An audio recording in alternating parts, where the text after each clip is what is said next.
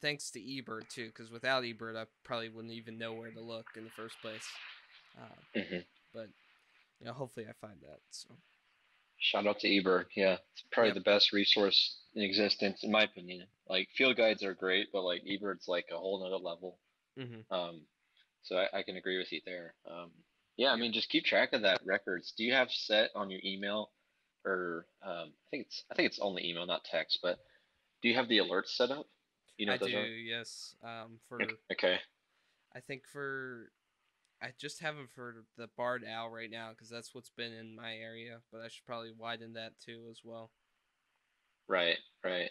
Yeah, I Mm-hmm. mean, I have mine set for like my home county where I live, and then like the nearest one over that I go to a lot and frequent, for like hourly and daily alerts. And this is general stuff, but it includes my needs, wants, and rarities. Oh, that's So cool. yeah, but yeah, you can imagine during like spring migration in particular, it like spams the heck out of my inbox. I'll get like 20 Mm. emails a day, because people are just getting these checklists, and there's Yeah. um I think about 2 years into birding, like actually recording my sightings and photographing.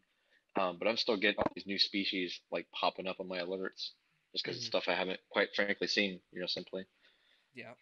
I may be considered a selfish eBird user because I never record anything. Um, it's Oof. just well, it's like I don't know. Like I feel like there's already a lot of people on these birds. I know Louisville has a pretty active birding community. I don't want to like put more pressure on the birds. I guess Right. that's at least how I reason it in my head. I don't know.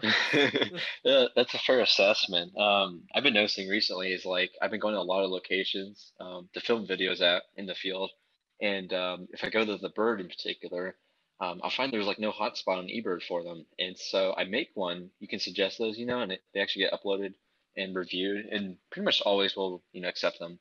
And it gets kind of, I don't know. I check back on them like a couple weeks later, a month later or something, and I'll see like one or two people going on the bird. Now, like I get the point of like the community aspect. Like you're supposed to want people to go out there and find them, of course, but it's just like I don't know. I'm afraid some places will just get overrun if there is like a rarity or something there. It's like you just never know. Yeah, it's crazy how much eBird is used in the birding community. Like things like that will have an impact. And sometimes it could be positive too, because if you make a hotspot and there's like donations accepted for that area, you might have more donations. It's not all negative, but I don't know. Oh yeah, I got shouted out I think on some email newsletter chain for birding in Ohio, and it does like the whole state, but I got like a shout out for I think in Montgomery County for like putting a hotspot there. They're like thanks to Ryan Taylor, and I was like, oh wow, I didn't even know they did this.